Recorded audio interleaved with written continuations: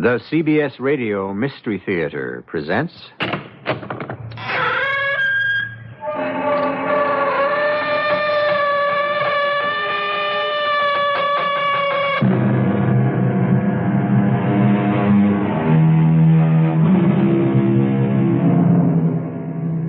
Come in. Welcome. I'm E.G. Marshall, Chamberlain to this curious court of the mysterious and the macabre. There's a certain species of alleged human beings that delights in the practice of the practical joke. In ancient days, this was a rather hazardous pastime.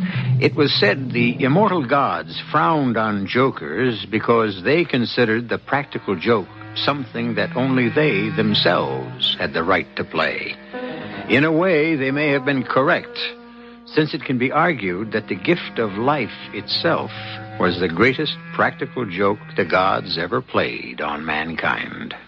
Maybe you'll stop making fun of me now, in that knowing way of yours, your little patronizing airs. When did I ever patronize you? Oh, when I shop for antiques. Well, dear, you're very naive in certain areas. Am I? Well, how do you account for this letter? Here, dear Mrs. Tatum, we understand you recently bought a platter at a flea market. It has been identified as a genuine Serenium heirloom. It is worth $50,000. What are you saying? And all I paid was $1.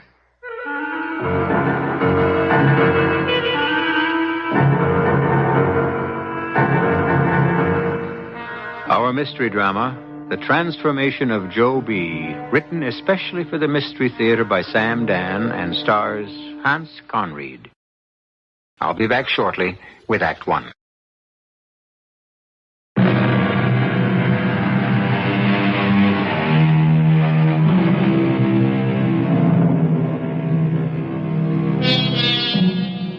Let me have men about me that are fat, and such as sleep nights. Yon Cassius hath a lean and hungry look. Such men are dangerous. So, the fat men have become the good guys, and the skinny ones are the bad guys, just because William Shakespeare said so. But with all due respect to the immortal bard, where are the facts? Where is the body of evidence to prove that the fats are less treacherous than the leans? We're about to regale you with the tale of a jolly fat man named Joseph B. Jefferson. Joseph B. Jefferson. No one knew him better than I did. And looking back on it, I see I didn't know him very well at all. Folks called him Joebee. He didn't sleep at night much either. How could he? He was forever thinking up little tricks to play on people. Little, harmless tricks. Like he'd shake hands with you. In his palm, he'd have this thing concealed that'd scare you out of your wits. But he didn't mean no harm. And like he'd offer a fella a cigar. And when the fella'd light up, and the cigar'd explode. Well, there'd be such a comical look on that fella's face, you couldn't help but laugh. And although Joebee was big, 6'3", weighed 300, he could move real quick and quiet. Why, he could just slither up unseen to a person. In less than a minute, that person be hopping up and down like a Zuni Indian doing a rain dance. Joebee'd slipped him a hot foot, you see. But Joebee reserved his funniest jokes for Will Tatum. Will's a quiet sort. He's educated, been to college and all, but, well, he really ain't smart. Don't have much ambition, satisfied to be a bookkeeper down to the mill. Still and all, Will did marry Martha Drake. The fact is, Martha did choose him over Joebee. It seems like Joebee never could get over it. He's always visiting Will and Martha as if he just couldn't believe that they're married. Well, one Sunday morning... Oh, Joebee. Well, how are things, Will? Oh, fine. Come on in. Yeah. Martha around? No, she's out shopping. On a Sunday? Well, you know Martha. She likes to look around for antiques. Yeah, that's a foolishness. Hey, there's something new on that sideboard there. What's that in that bowl? Goldfish? Oh, no, that's a little turtle. Is that a fact? A turtle? Now, why'd anybody want a turtle? Just for a pet. Well, you want to have a pet? Why not get a dog? Well, you don't have to walk a turtle. Is this here turtle have a name? Oh, yes. That's Tartarucus. Tartar what? Tartarucus. Means turtle in Greek. Oh, I see. Huh? Sure old Tartar is okay, huh? Well, he seems happy enough. For a turtle. Well, he don't look too well to me, Will. He doesn't? No, he appears a bit peaked. I'd say he's ailing. What do you feed him? Oh, little bits of chopped meat, bugs, whatever. Well, he's just not thriving. You got yourself a sick turtle on your hands, Will. Gee, is that how he looks to you? Look, don't you worry now, Will. We'll pull him through. Well, the next couple days, Joebee was walking around town with that great big smile on his face. And if you knew Joebee, you knew a special stunt was brewing. Hey, Will, look what I got for you. How's old Tartar? Well, all right, I guess. He appears a bit sluggish to me, but I got something here to pep him up. I phoned a professor at the state college. He said they were working on a specialized turtle diet. Yeah, really? Yeah. A diet that'll make a turtle grow strong, healthy, and bigger. And he sent me some in this here package. A special diet? Yeah, so why not try it out on old Tartar? Oh, I'm not sure he needs it. No, Will, this comes direct from state college. Could it be bad? Well, no. Well, then give it a try. What do you got to lose? I'll see you around, Will. Give my best to Martha now. Yeah, I'll do that, Joebee. So long, Will.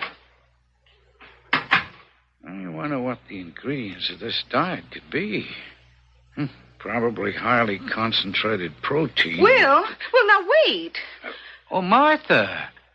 I didn't know you were home. Now, you hold it. Don't you feed any of that stuff to Tartarucus. But Joebee said I know what Joebee said. I heard every word. But if you were home all this time, why didn't you come in here and say hello to him? Because I cannot stand the sight of Mr. Joseph B. Jefferson. Now, don't feed that junk to the turtle. Why? It's a trick. Oh, what kind of trick? If Joseph B. Jefferson's involved, there has to be a trick. But what kind of a trick could anyone possibly play on a turtle? Well, it just goes to show how no one should ever underestimate Joebee. Well, it wasn't more than about 2 weeks later. Martha? Yes, dear. Look, come here. Is it my imagination, or is Tartarucus actually growing? Well, I'm sure of it. That turtle is actually getting bigger. He does seem larger. Sure, he couldn't have been more than 2 inches in diameter when we bought him, and now look at him, he's at least 3. It's that diet. The diet Joebee got for me from the state college. Look what it's been doing for Tartarucus. Well, I'm afraid. He's growing bigger every day. Oh, what in the world could possibly be wrong? Well, I tell you, that turtle seemed to grow about an inch every week. And poor Will started telling everybody about the sensational diet Joebee'd got for him. How it was performing miracles for his turtle. But folks here all wised up. The minute Joebee's name was even mentioned, they knew there was a trick in it. And everybody caught on what it was, even Martha. One morning, she come in to see me. Lester, you tell Mr. Jefferson to cut it out. Cut what out, Martha? Now, don't you look so innocent. You know what he's doing. He's got a bunch of turtles of different sizes, and he's switching them on poor Will. Well, that ain't against the law, Martha. I'll tell you what is against the law, Lester. And as deputy sheriff, you want to be aware of it. Now, Martha... Sneaking into our house while Will's at the plant and I'm teaching school. Now, that's trespassing. Oh, Martha, you can't prove. Why is everybody in this town so terrified of Joseph B. Jefferson? You want to swear out a warrant for his arrest? You got to have evidence. Oh, look, Martha, why don't you tell Will what Joebee's up to, and then it'll be all over. I can't do that, Lester. Why can't you? Because I'm Will's wife. I should think that was just because you're Will's wife. Look, everybody in town's laughing at him, Lester, and if I tell him, it means I'm in on the joke, too, that I was smart enough to see something he couldn't. No, as far as Will's concerned, I can't know anything about all this, Lester. Well, I don't know what I can do, Martha. Well, you tell Joebee this, for me. tell him the very next time he sneaks into the house to switch those turtles, I might just be waiting there with a 12-gauge. Now, Martha, there's no need to I might just be a scared and nervous lady alone in the house, frightened by what I think is a prowler. I could be so frightened out of my wits, I might just shoot first. Now, Martha, you're only looking for trouble. Now, just think, if I kill him by mistake, the joke, finally, would be on him, wouldn't it? Well, I told Joebee what she'd said. But I seen right off it was a mistake, because now a new element had been added. Danger. And now there was a light in his eye. His face become flushed. And now I became scared. You call it off? Why, Lester, I just begun. Now, look, Joebee, how much larger can a turtle get? Well, you ain't gonna get any larger. You see, this particular stunt is a double reverse. Yes, sir. The first double reverse of my career. That old turtle is gonna get smaller. Smaller? How can he get smaller? The exact way he got bigger, with a little help from his friends. Evening, Will. Oh, come on in, Joebee. Oh, Martha around? Oh, no, she's out shopping. For antiques, huh? No, groceries. Will, I'm afraid I don't have good news. Matter of fact, it could be pretty bad news for old Tartar. Why, what's wrong? Well, you know that professor over the college? He called me on the phone. He said not to feed any more of that stuff to old Tartar. Joebee, I don't understand. Tartarucus seems to be thriving. Well, he is, and he ain't. You see, the professor said they just made an amazing discovery about that diet. It seems that after a while, the turtle, instead of growing bigger, starts getting smaller. Smaller? Yeah. He starts growing smaller and smaller until one day, well, there just ain't nothing left of him at all. He just disappears. And that's exactly what began to happen. It appeared to poor Will Tatum that his turtle was growing smaller and smaller in front of his eyes. Everybody in town thought it was the most comical thing. But what everybody didn't know was the game Martha was playing with Joebee. She was waiting for him with that double-barreled shotgun. But she couldn't be in the house 24 hours a day, and so far, Joebee was lucky. But I didn't want to have a murder on my hands. And since I couldn't talk sense to Martha or to Joebee, I figured my only hope was Will himself. Oh, come on in, Lester. Oh, thank you, Will. How's old Tartar? Well, he's getting smaller and smaller. Will, what kind of game are you playing? Why do you let Joebee make a fool out of you? You know what he's been doing with them turtles. Well, you do, don't you? Yeah. So why do you let him get away with it?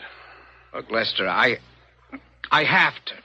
I have to let him get away with it. You realize everybody in town thinks that you're a sap? Well, Lester, they'd think so anyhow. That's no answer. Well, maybe there isn't any answer. There's gotta be. Why do you allow Joebee Jefferson to make you the town fool? That's what he's doing, you know. Yes, I know. And why do you stand for it? Would you rather I killed him? Now then, it seems that more than one member of a certain family might want to kill Mr. Joseph B. Jefferson. Martha, we can understand. But mild-mannered, easygoing Will? Why does he feel he has to take abuse? Well, now, think of people you know who seem to keep asking for punishment. I'll be back shortly with Act Two.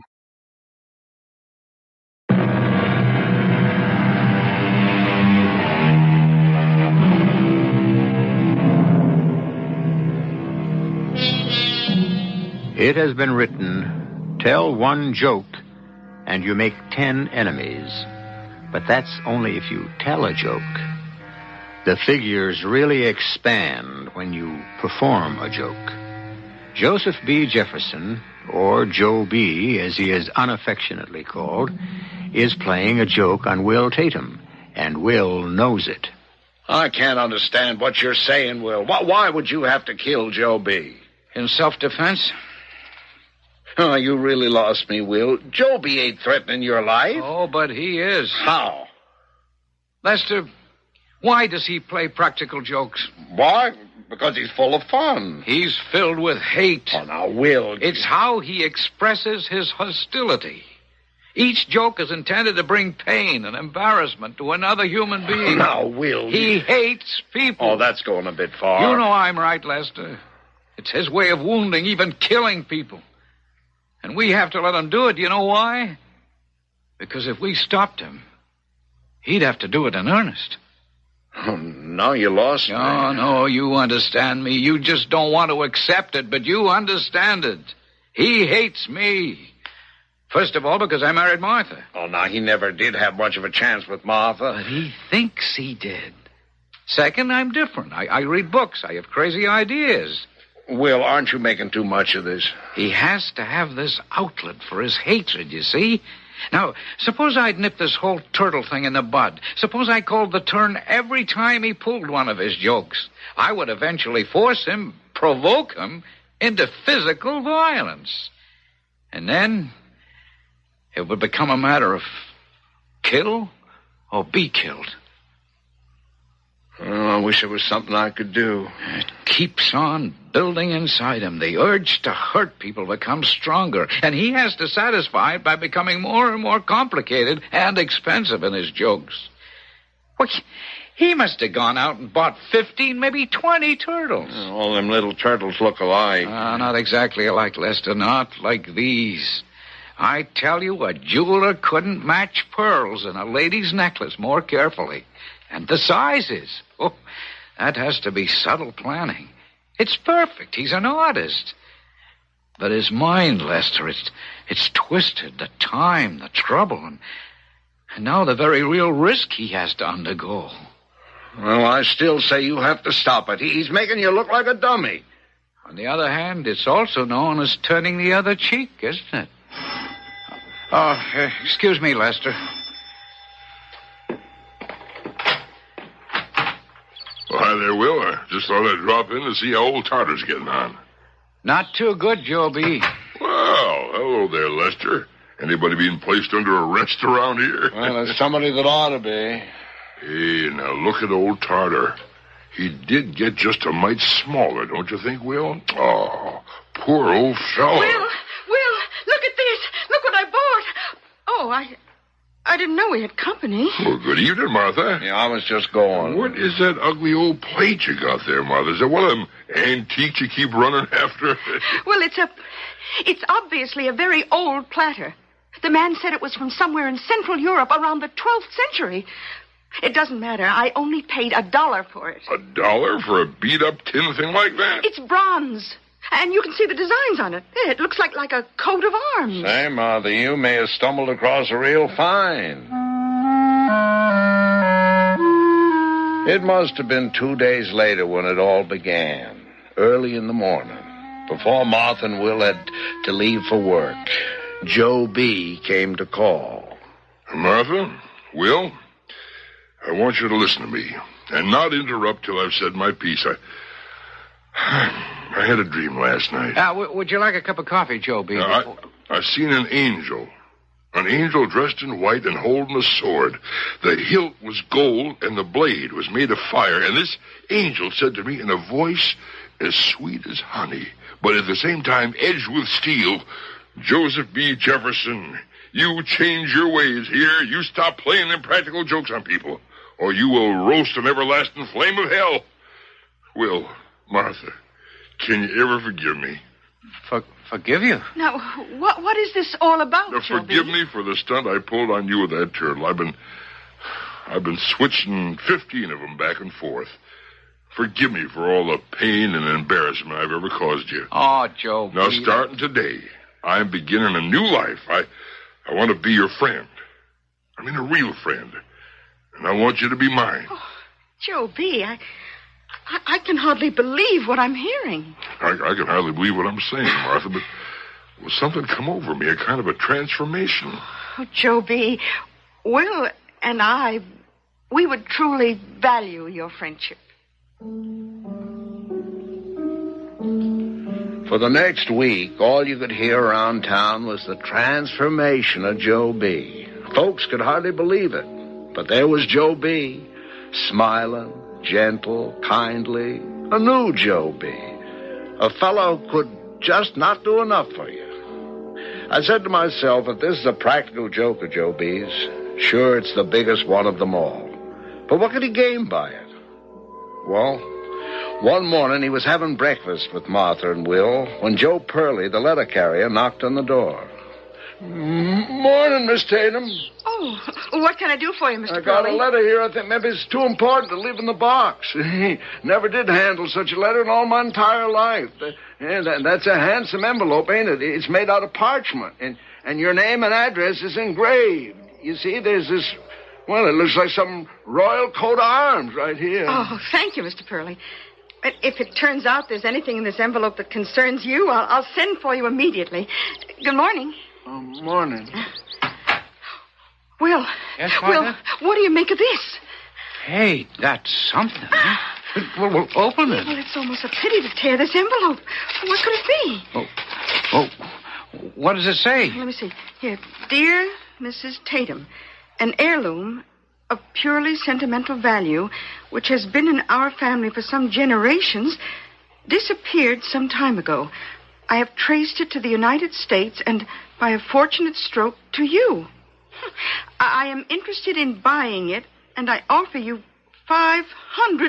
I am staying at the Excelsior Hotel in Chicago. The plate has no intrinsic value, and $500 is an extremely generous offer. May I hear from you? Signed, Maximilian Maruca, Grand Duke. Oh, Will, what do you think?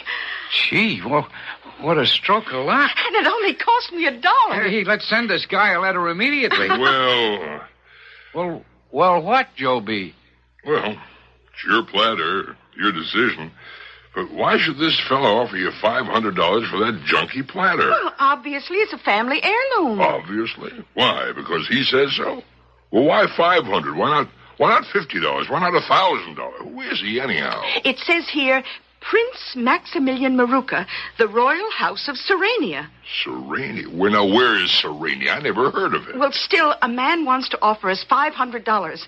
Now, that's a return of $499 on my investment.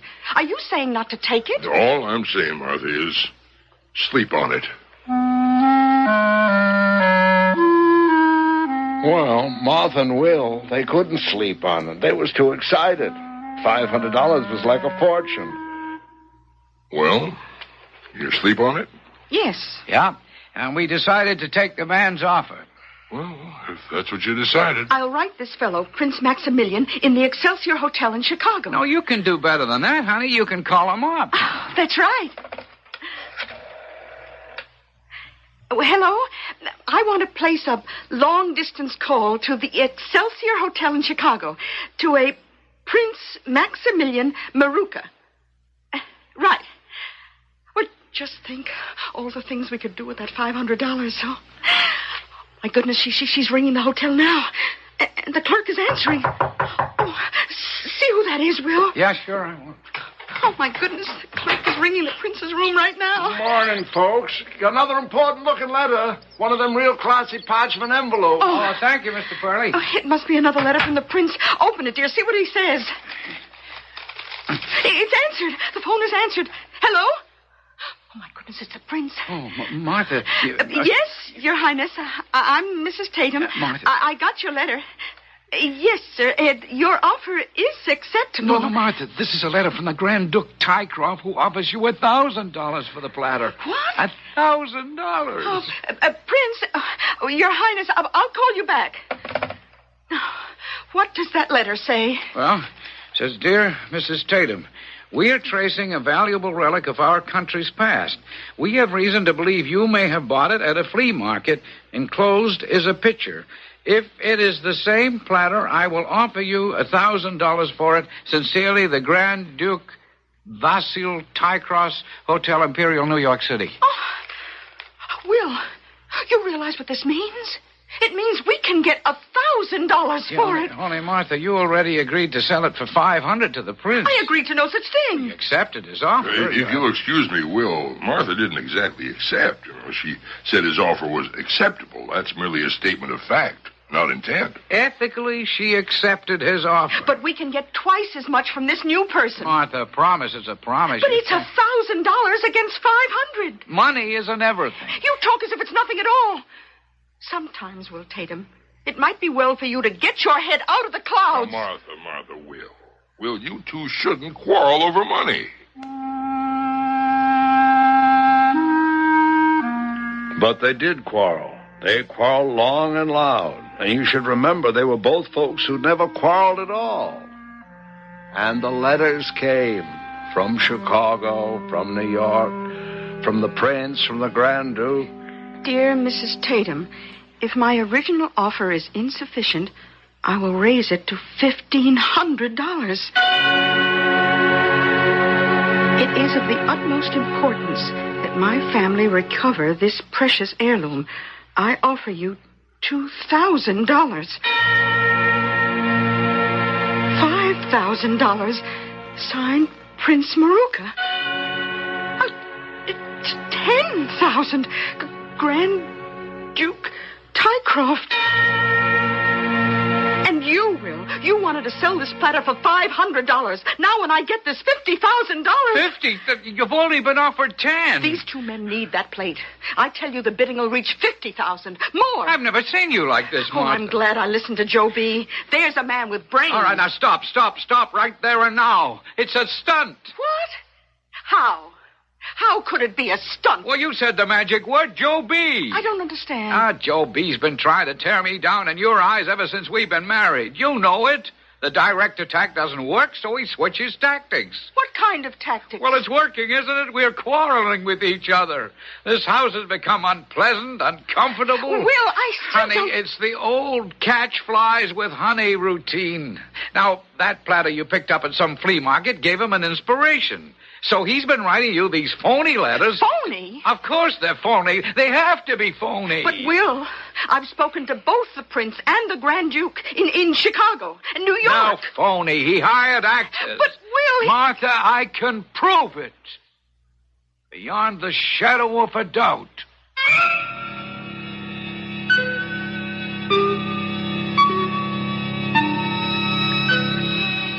When in doubt, quote Shakespeare, reputation is an idle and most false imposition, oft got without merit, and lost without deserving. Or the Bible. Can the leopard change its spots? The point is, has Joebee undergone a sincere conversion, or is the wolf only disguised in sheep's clothing? Act 3 shall complete the tale.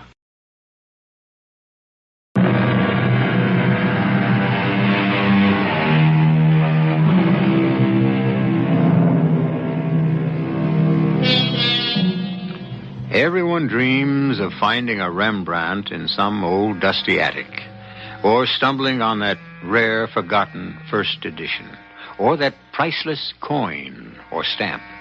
And Martha Tatum dreamed that dream, too. Now it would seem her dream has come true. But there is a small cloud, no larger than a man's hand, looming on the horizon. And that cloud's name is Joebee. How can you prove all this is just another one of Joebee's stunts? I'll prove it. Look, would he hire a man to live at the Excelsior Hotel in Chicago and another to stay at the Imperial in New York? Well, they've been there 2 weeks, and those places cost a fortune. Oh, Martha, money is no object to Joebee. He's willing to spend it. But to invest so much money, effort, time, he'd have to be crazy. He is crazy. Dangerously crazy. But where's your proof? It's in the public library. The public library? Yeah, come on along. Now, this is the Almanac de Gotha. It's got a listing of all the royal and noble families of Europe. Now, Joebee wouldn't know about a thing like this, you see. So let's turn to Serenia and just see if... Will, look. Right here, at the bottom of the page. The House of Maruka, first Prince Maximilian. There is a Prince Maruka, a real prince. Now, turn to the keys. Yeah, but Martha, how... Here, the House of Tycroft. Hereditary Grand Dukes, perpetually at war with the House of Maruka. Gee, Martha, That's why they're bidding against each other for the platter. It must have some sort of political significance. Okay, all right. He's smarter than I gave him credit for. Will. He knew I'd check up on him. Oh, Will, you're becoming neurotic on the subject. Now, wait a minute. The Almanac de Gotha. You usually don't find that in small-town libraries. What's it doing here? You were the one who said let's go I can prove something. Just let me talk to Letty, the librarian. Letty? Good morning, Will. Letty, the Almanac de Gotha, how does it happen that you've got it? It came as a gift. Oh, a gift, huh? Oh, we get lots of books as gifts. And when did it come? A few weeks ago. Who sent it? It was anonymous. Yeah. Yeah, that figures. You see, Martha, it all falls into place. He got the Almanac de Gotha and found the family names he wanted. And then he sent the almanac here to the library in case I became suspicious.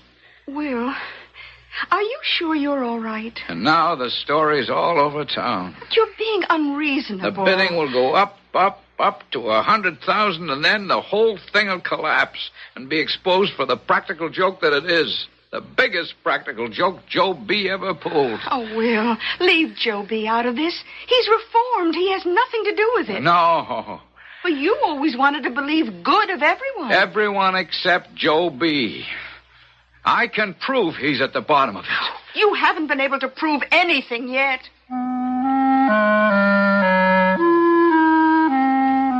Well, Will was right. The whole town was talking, gossiping and speculating.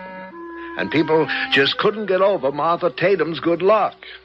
But things were going from bad to worse between Will and Martha. Hello? Who? Oh, yeah, she is. Martha. Thank you. Hello?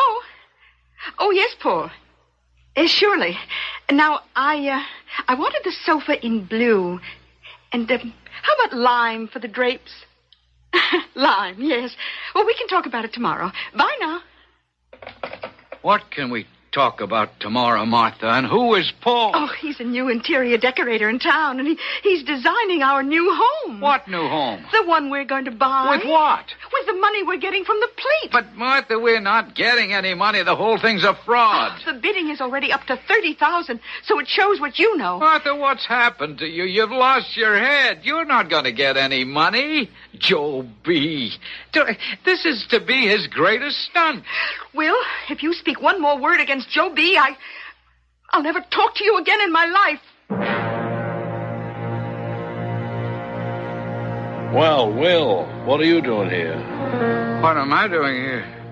What are you, a deputy sheriff, doing in a saloon? Well, I came here to get a drink. You came here to get drunk. Two different things. Well, happy days. You won't find happy days in the bottom of that glass. Will, what's it all about?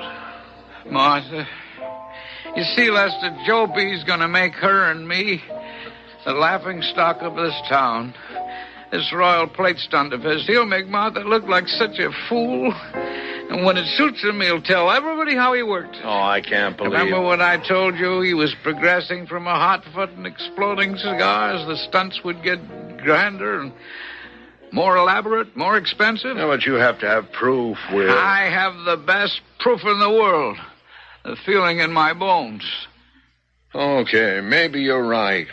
What are you going to do? I don't know. Yes, I do know. This is a showdown that has to come. I tried to keep peace. I went out of my way. But this thing between Joebee and me, it's got to be settled. Finally. No, Will, don't be hasty. Well, you're the one who said it originally, Lester. You remember when he pulled the turtle trick? You said I'd have to stop him, and I said no. Well, I see now That was just appeasement on my part. But what do you plan to do? Oh, I can't discuss that with the deputy sheriff.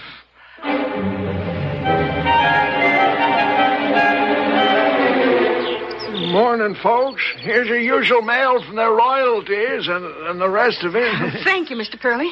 Good day. What's the price today, Miss Tatum? Oh, you'll be informed in due time, Mr. Pearly. Now, what's this? Oh, Mrs. Tatum, on behalf of a free Serenia, we beg you not to sell the plate to either the Grand Duke or the Prince. This plate, the symbol of authority, should be given to the Committee for a Free Serenia. We have no money, but you will be amply repaid by the goodness of your deed. Now, what do you suppose this is all about? Oh, you read it. It's fantastic. Give them the platter. Give them? Well, yes, certainly. They deserve it. Now I know why the Duke and the Prince kept bidding. Evidently, the party that has the plate has the claim to being the legitimate government. Oh, I'll have to show this to Joebee. It puts a new perspective on things. Oh, this plate, it's no longer worth thousands. It's the fate of a nation. It's worth millions. But if we believe in freedom and justice and liberty... Oh, but we do. We certainly do. Well, then we should give this to the people, not sell it. Oh, you should never let sentiment interfere with business. Is that something you learned from Joebee? Well, it's certainly something you never learned. What do you think, Joebee? Well, Martha, it's got to be a crank. This thing's been in the papers. Obviously, somebody's trying to cash in on it. Forget it. Here's what we're going to do, Martha. We'll invite the Grand Duke and the Prince to come here, say, on Saturday, and they can bid. Winner gets the plate. Oh, I better answer it, Joebee. Hi, folks. Just one letter today. What's the bid now? Oh, you won't miss a thing, I promise you, Mr. Pearly. Good day. Oh, good day.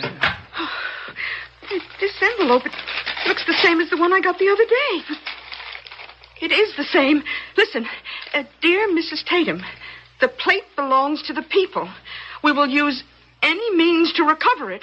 If you refuse to let us have it, the Committee for a Free Serenia. Well, that settles it. Settles what? This can be dangerous. Oh, Will, I tell you, it's a crime. I won't have that plate in my house. Now, just a minute. It's as much my house as yours. No, wait. I will take custody of the plate for you, Martha. I'm handling the negotiations anyhow. Oh, well, it'll probably be safer with you. Now, we'll set the time and place for the Prince and Grand Duke to arrive. Tell them to bring plenty of money. Well, you mean you're going to disregard this letter? How can you? Well, I better be getting along. Got plenty of details to tend to. Let me have the plate. Huh? But wait we'll talk later. Goodbye, folks. And Will, don't be so nervous.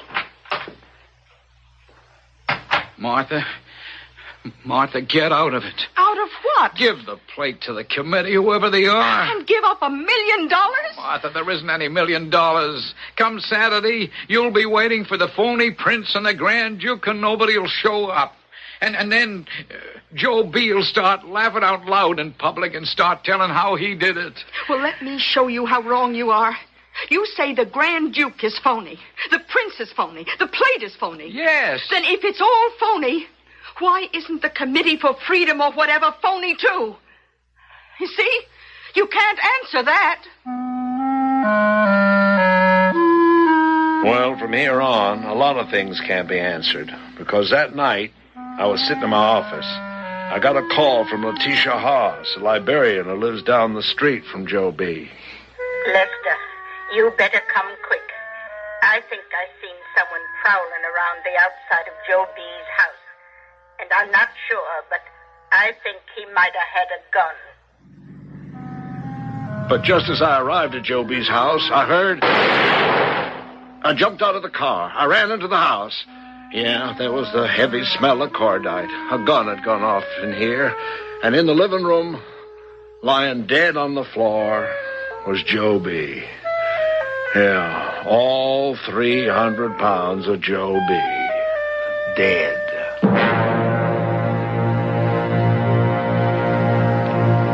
The plate, you say the plate's gone, Lester? Yeah, it's gone, Martha. Oh, then the committee, whoever they were, came there and killed him.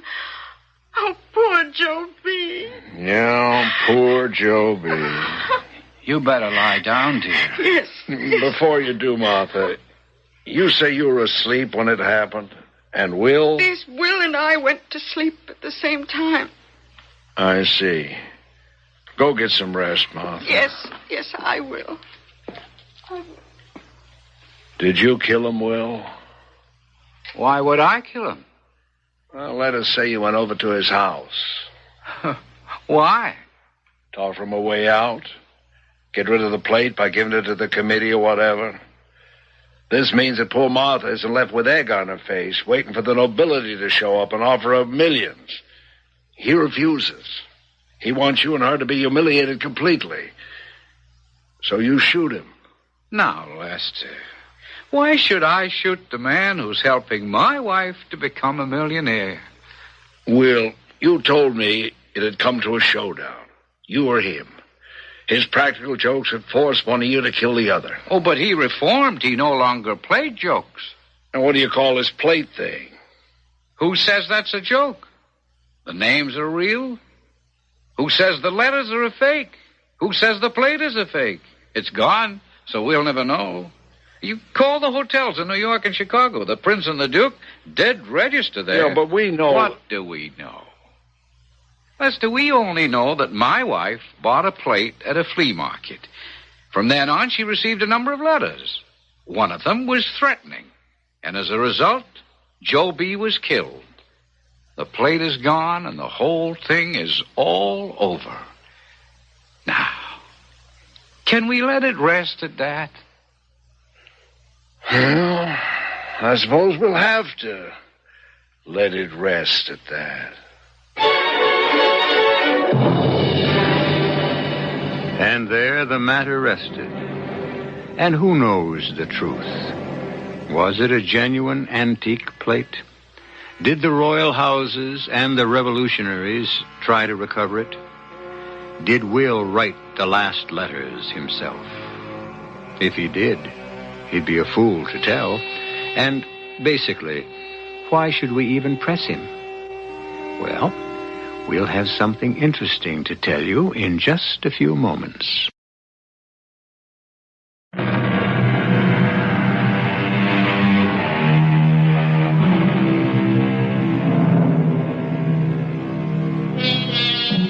The Boy Who Cried Wolf is a favorite fable for children, but it has its most serious applications.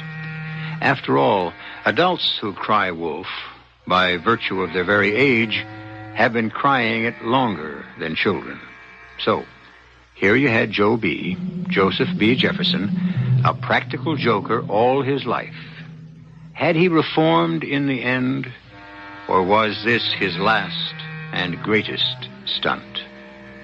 Our cast included Hans Conried, Ian Martin, Bryna Raeburn, and Joe Silver. The entire production was under the direction of Himan Brown. And now, a preview of our next tale. I'll bet your checkbook has a 6-figure balance. Well, I'll have to think about it. I'm sorry, doll. I want the money. It's 11:30. Meet you at Colley's cupboard at 5. Hand over the cash. And rest easy. I don't think so. Oh, you're rotten to the core. Every blackmailer is. One payment means another until I couldn't pay. I won't be greedy. You say you're a sick man. Just look at me. 1 foot in the grave. If you die... Don't count on it. The arrangement I've just proposed has already made me feel wonderful. With money in my pocket, I'll be a new man. And if I refuse, you expose the story. Uh-huh. Even though you'd be arrested. Of course. What have I got to lose? This is E.G. Marshall inviting you to return to our Mystery Theater for another adventure in the macabre. Until next time, pleasant dreams.